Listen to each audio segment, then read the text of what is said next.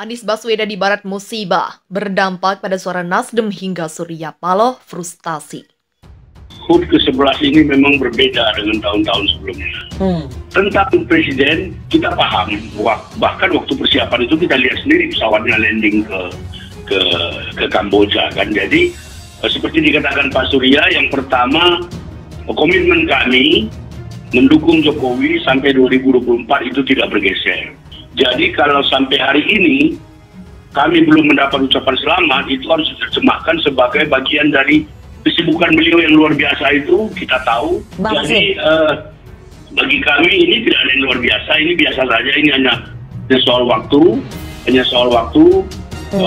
Pak Surya sendiri sudah menegaskan bahwa hubungan beliau secara personal juga tetap baik. Nah, sepertinya soal Nasdem mencapreskan Anies, ya. Kemudian ini kenapa orang banyak bertanya, kenapa buru-buru?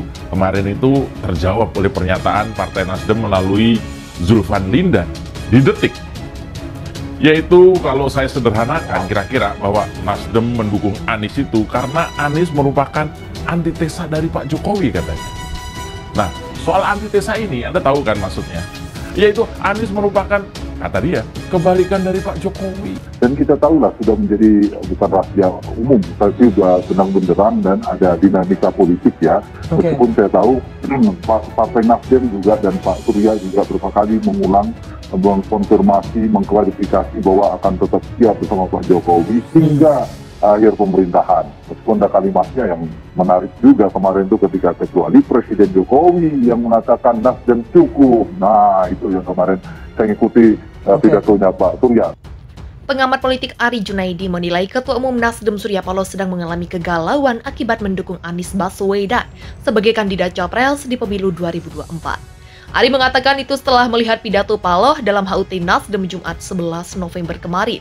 Surya Paloh menjadi kian gelisah seusai beberapa lembaga survei mengeluarkan hasil survei terbarunya pasca pencapresan Anies. Justru dengan pencapresan Anies, Nasdem tidak mendapat berkah tetapi musibah, kata dia dalam keterangan yang diterima Sabtu 12 November.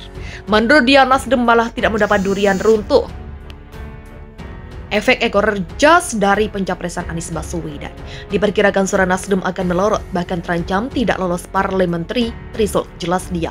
Tak sampai di situ, kata Ari, hubungan Nasdem dengan rekan sekoalisi seperti PDI Perjuangan dan lainnya menjadi renggang karena partai yang dipimpin Paloh itu berani mencalonkan Anies tanpa mengikuti selera Jokowi. Anies yang lekat dengan stigma politik identitas seperti yang terjadi di Pilgub DKI lalu dianggap antitesis Jokowi. Bahkan pandangan ini ikut disampaikan oleh kader Nasdem yang telah dipecat, Zulfan Lindan, kata dia. Di sisi lain, Ari juga menilai pucuk kegamangan Surya Paloh tidak terlepas dari desakan partai-partai koalisi pemerintah agar Nasdem menarik menteri-menterinya dari kabinet. Ketidakhadiran Presiden Jokowi di HUT Nasdem sekalipun hanya ucapan ulang tahun sudah lebih dari cukup. Memang Nasdem menjadi pesakitan dari kondisi pencapresan Anies, jelas dia.